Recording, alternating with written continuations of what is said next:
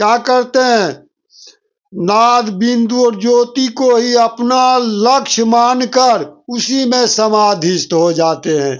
ये हठ योगियों का क्रियाकलाप हुआ। इसीलिए यहाँ कह रहे हैं कबीरदास, न ग्रह मार रोगिया बैठा जल में बिंब प्रकाशे, बिनु चरणन को दसु दिशि धावे, बिनु लोचन जग सूझे। ये हठ योगियों वहां जाके यानी नाद और बिंदु और ज्योति को ही अपना लक्ष्य मानकर उसमें समाधिस्थ हो जाते हैं, समाधिस्थ हो जाते हैं। ये जोगी लंबी लंबी डींगे मारते हैं, डींग हाँकते रहते हैं। वे केवल सीधी के बल पर बिना पांव के ही दसों दिशा में दौड़ सकते हैं। ये हठ योगी का कहना है।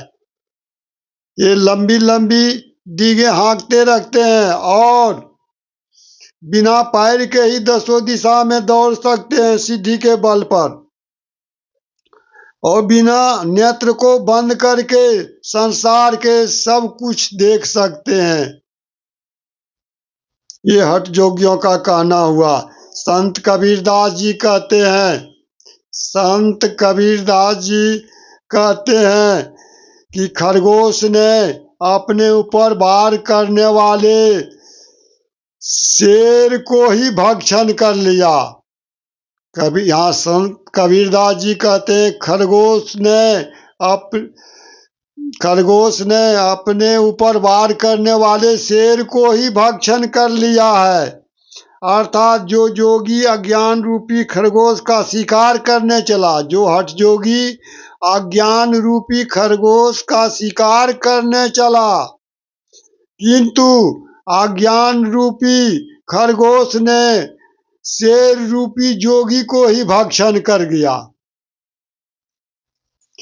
जो जोगी अज्ञान रूपी खरगोश का शिकार करने चला, वही अज्ञान रूपी खरगोश ने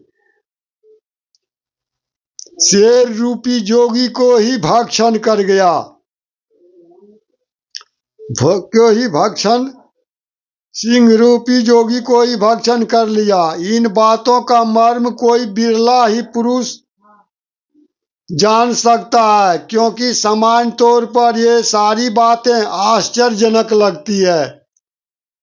सामान्य तौर पर ये सारी बातें आश्चर्यजनक लगती है। संत कबीरदास जी आगे बताते हुए कहते हैं कि जिस प्रकार घड़ा उल्टा हो तो उसमें पानी नहीं भर सकता। जल के अंदर यदि घड़ा को उलट कर रखे तो पानी घड़ा में नहीं भर सकता।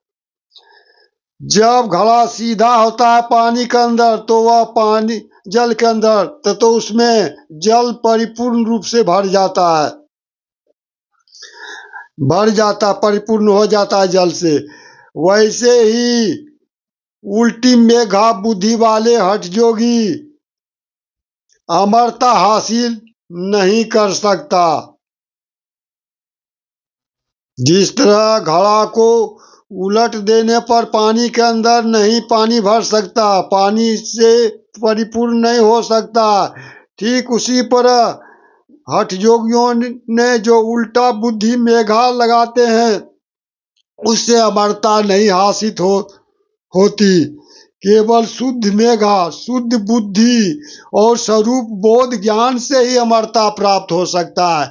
जब तक आत्म स्वरूप का शुद्ध बुद्धि होने पर स्वरूप का ज्ञान नहीं होगा तब तक अमरता हासिल नहीं हो सकता, अमरता प्राप्त नहीं हो सकता है। जिस कल्याण को उपलब्ध कराने के